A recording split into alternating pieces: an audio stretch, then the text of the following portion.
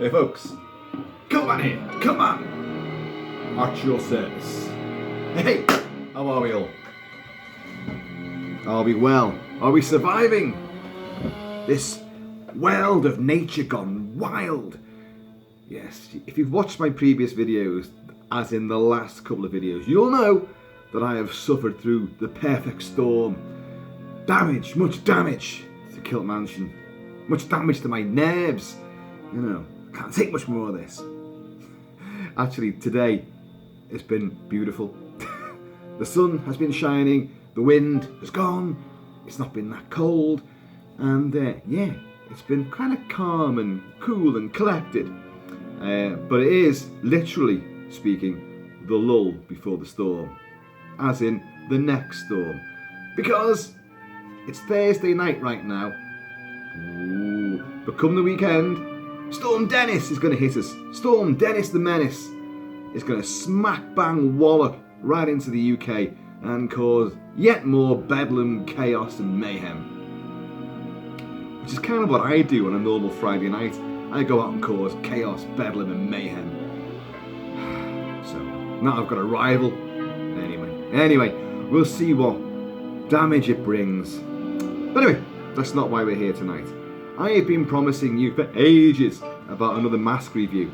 And yes, I have a whole load of masks to show you. Can't do them all at once. So I just literally picked at random one. I thought, okay, let's have a look at this one.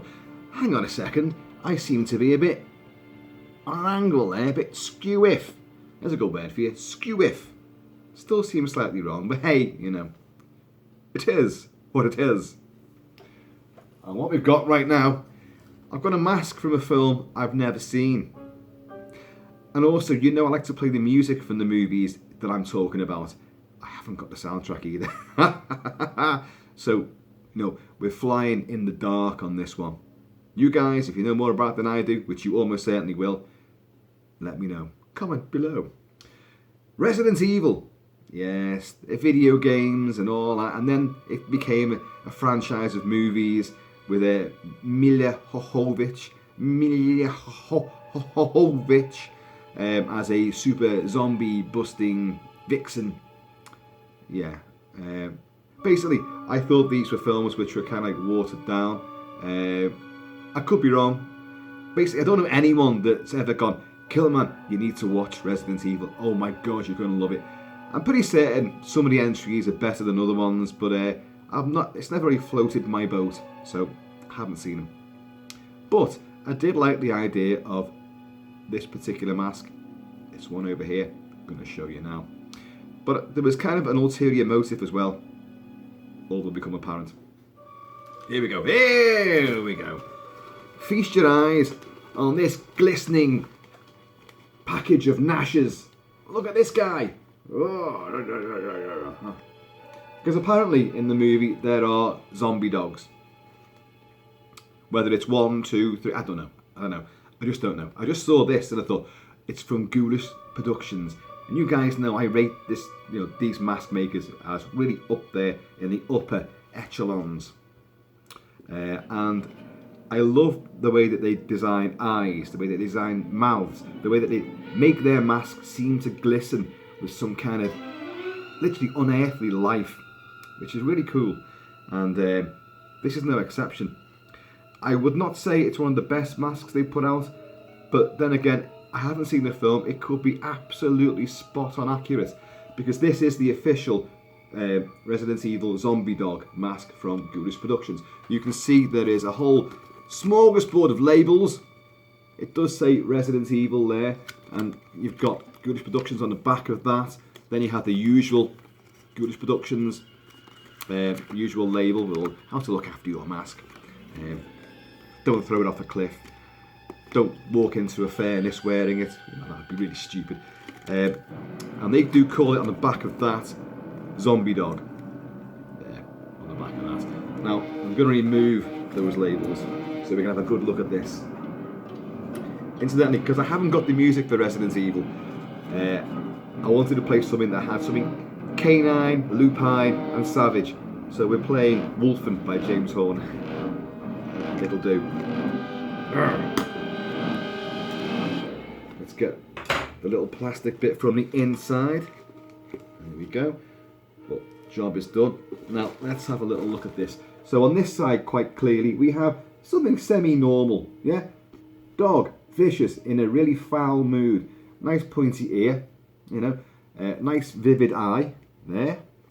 You know, some kind of German Shepherd, Doberman, sort of hybrid wolf. I don't know. But he's not in a good mood, and he's very, very hungry. Look at the fangage. Look at this. Look at the nice twisty, you know, snout. You know, you get all these little contours as the lips peel back to reveal these rather sinister, nasty, jagged fangs. They've got a nice rolling tongue here as well. I love the shading on this. Very, very black on this side. Nice sort of weird off brown green sort of tint. I like the same sort of tint on the inside of the ear, as you can see here. And then we turn it round. Whoop! Oh shit! That ain't no normal dog. That ain't no normal anything. Look at it. Look at all that. So we have all this zomboid sort of, you know, cadaverish, ripped apart, decomposed, ripped up flesh, sinews. You know, look at all this stretched muscle, torn ligaments. Look at the way they stretch across here. Look at this eye. Look at that kind of glassy, milky, dead eye. Whoa.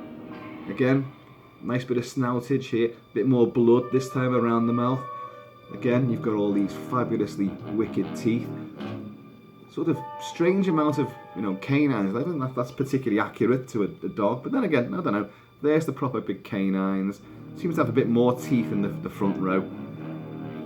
It's a zombie dog, you know, isn't it?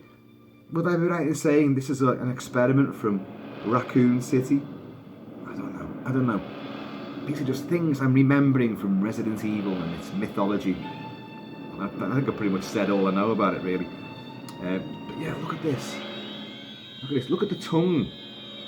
The tongue is truly grotesque. You are not getting the full effect of the sheen and the different weird colours in this, because it's quite horrific. It's quite unpleasant. You know, they've really outdone themselves on the colours and the textures. The slime oozing across this tongue here. There's all different bits of shading in the teeth. There's bits of gunk, whether it's flesh, whether it's vomit, whether it's, I don't know, just frothy blood. I really don't know. Whether it's some kind of, maybe it's the infection, you know, that spreads this zomboid disease in Resident Evil. I don't know. I don't know what it is. Folks, I often wake up to a sight very similar to this. One eye opens and I've got like, and of course it's Roxy the Wonder Dog, who was sitting there just before, and then I got this out and she went, sod that, I'm out of here. If he's going to start playing around with fake dogs, I know someone who's going to give me some more attention. So Mrs. Kilt-Man's now attending to the dog's needs. Sounds wrong, that, doesn't it? Yeah, if you look down here, there's really lots of this horrible sort of syrupy goop and glooby stuff. It is grotesque beyond belief. I said it's not one of the best masks from Ghoulish Productions, and the reason I'm saying that is because almost this has gone too far with its shininess. It's almost distracting. It gleams that much. Now I know with the subdued lighting in here, you're not getting that full effect, and it looking on the screen right now, it looks a lot better in the video than it does in reality. It's great, don't get me wrong, this is a great mask, it truly is. It's wonderfully savage and ferocious and sinister. Lots of colour and weirdness to it, but it does have an overabundance of this glistening, especially around the tongue, and I don't mind the sinews glistening, that's because it would be like that, I presume. But all this sort of shininess around the gums and the teeth and the molars, you know, it does seem slightly OTT. I would like them to have maybe cut back a little bit on that. It sounds odd me saying that because I've been banging on in so many videos like, Ghoulish Productions, oh, they put the extra lacquer and sheen on these things, which brings them to life. And in this case, they've actually gone a bit too far. But, you know, I still think it's a wonderful thing. It's still a wonderful creation. Very unusual as well, you know. I mean, I collect a lot of werewolf masks, as you know, and, you know, all things fairy and fang. Well, we ain't talking much fair here, but we are talking fangs, and it's definitely a dog-like monster. So who's in a really nasty, nasty mood, and it's going to do some damage. I haven't worn this, so I don't know how it looks on a human body, or a superhuman body in my case. So let's have. Oh, before we don't go any further, let's have a look. See any marks on the inside? There's a lot of sort of paint and sort of rubbish that's gone on. I cannot see any actual marks or signatures, trademarks or anything like that. I know I made a big mistake that other time when I was reading that it says Rosetta or whatever his name is, and the guy's name who sculpted it was actually stamped into the back, and I was going, what the? Well, there doesn't appear to be that. There is a stamp made in Mexico, yeah, we expect that. And is it Capcom? I can barely make that out. Capcom? Is that the company that made the game Resident Evil? Capcom? Somebody out there nod? It is. Capcom made the game, apparently. So obviously they're license holders too, so they've got a little stake on it. A little tiny little logo. Sometimes you get stuff in the ears or around, you know. Oh, I didn't show you that, did I? There's some nice nibbly bits in this ear. You know, that's actually pretty good. That. Do you know what that looks like? It looks like a shark fin. It looks like a really, you know, one heavily battled shark cutting through the surf, heading towards new prey. And he's had chunks taken out of his dorsal. That's quite good, that actually. I'll put this on. Let's just see.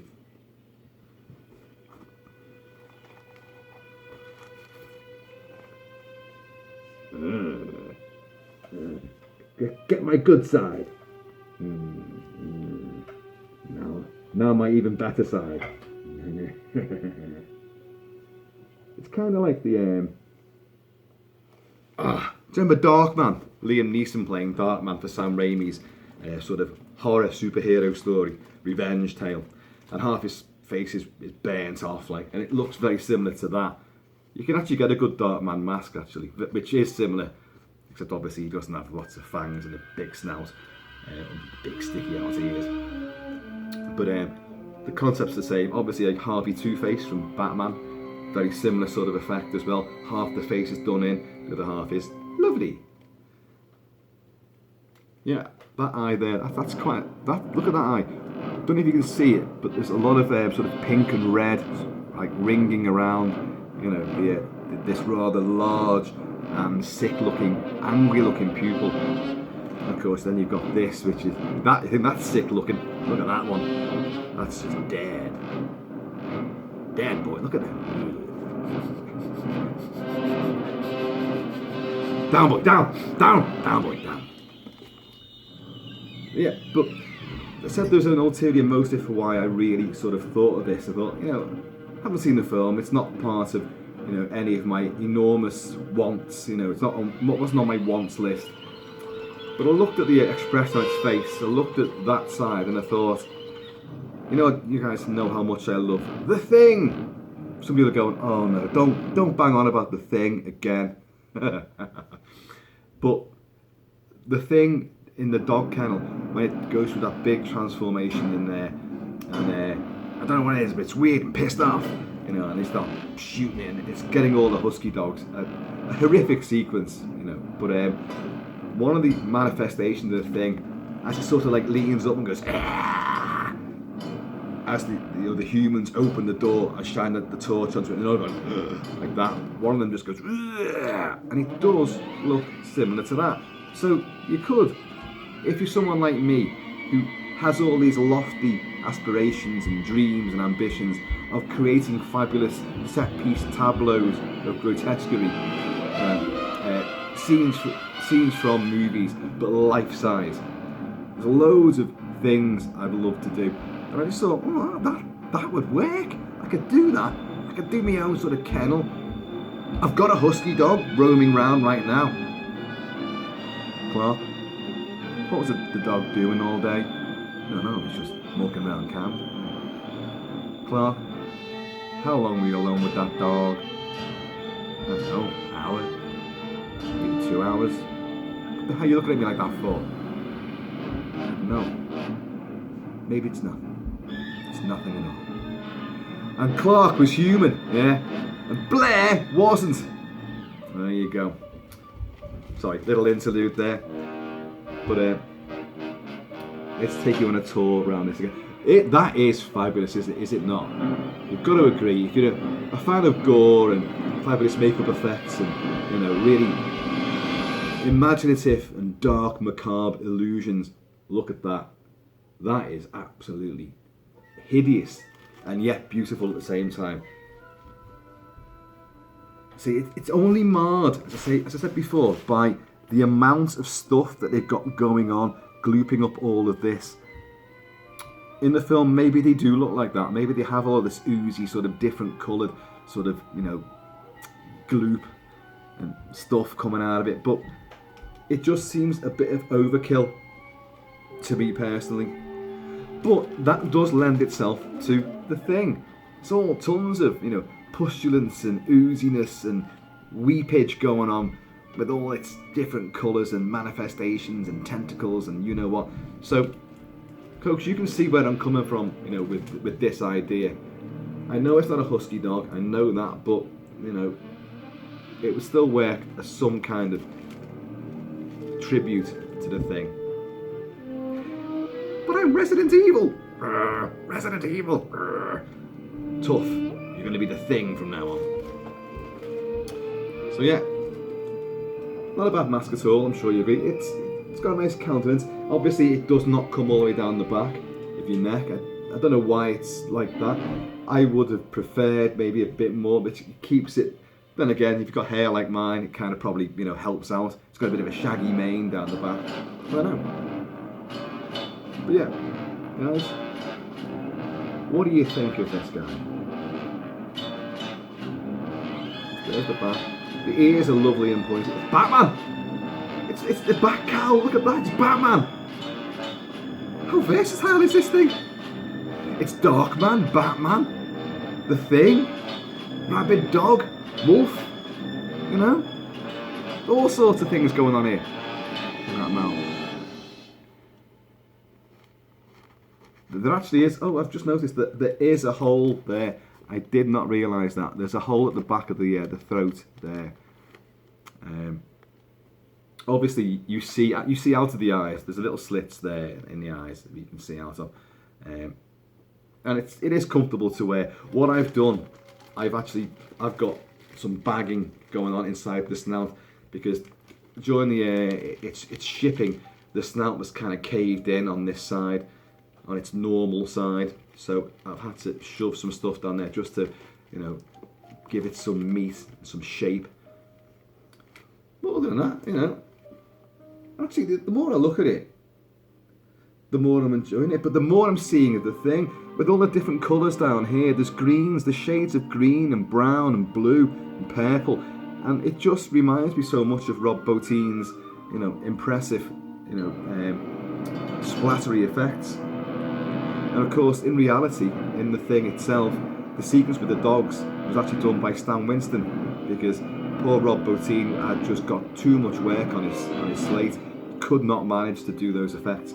So he brought in genre veteran, now sadly deceased, Stan Winston, who was also able to do a lot of animatronic stuff as well, and he did the dog effects in that sequence. So yeah, look at that.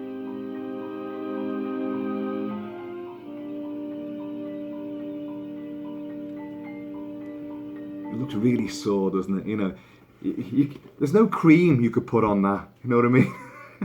Oh, we'll put a plaster on that. You'll be all right in the morning, and a couple of aspirins. You'll be fine. That's never going to heal itself, is it? Yeah. And there's actually a lot more subtle shading and colours inside the ears. There's pink in there as well. A little bit of pink. And if anyone's got a dog, you'll know that inside there he is. There is pink. So we've got a touch of realism there, folks. You probably can't make it out too well there, but there is pink and all sorts of different colours going on in there. I'm actually a lot more impressed with this than I was to begin with. I love the way that around this particular face, this side of the face and the eye, there's a lot more excavation gone on around, you know, the eye portion. It's ripped and gouged into, you know. And as I say, it's catching the light a bit more. And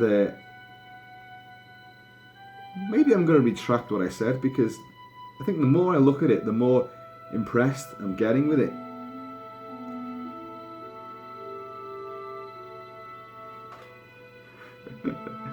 Dog breath, you know.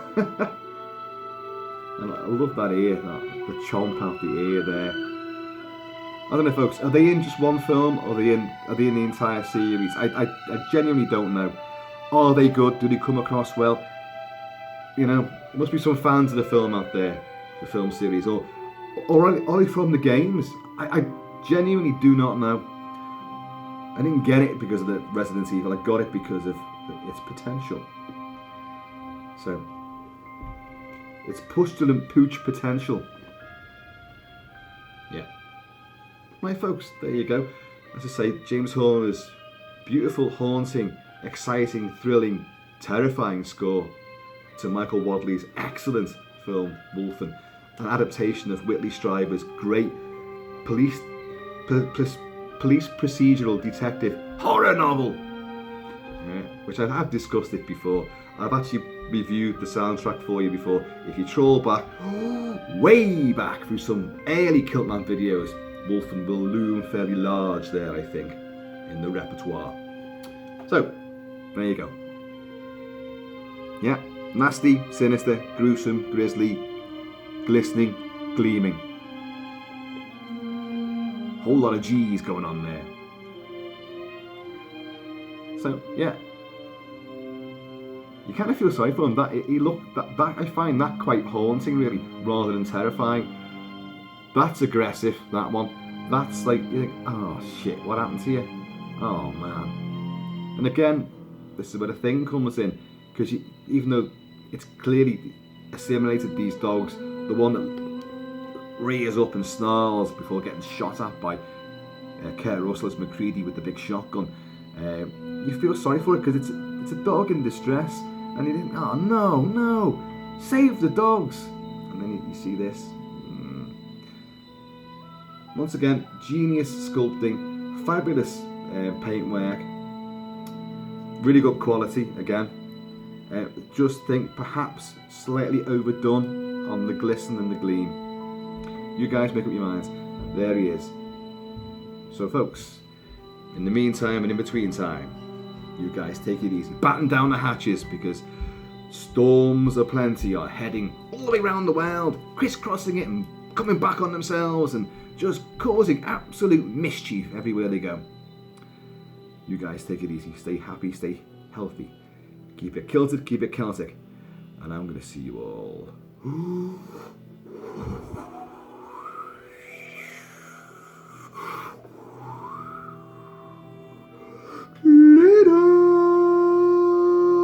squall ahead!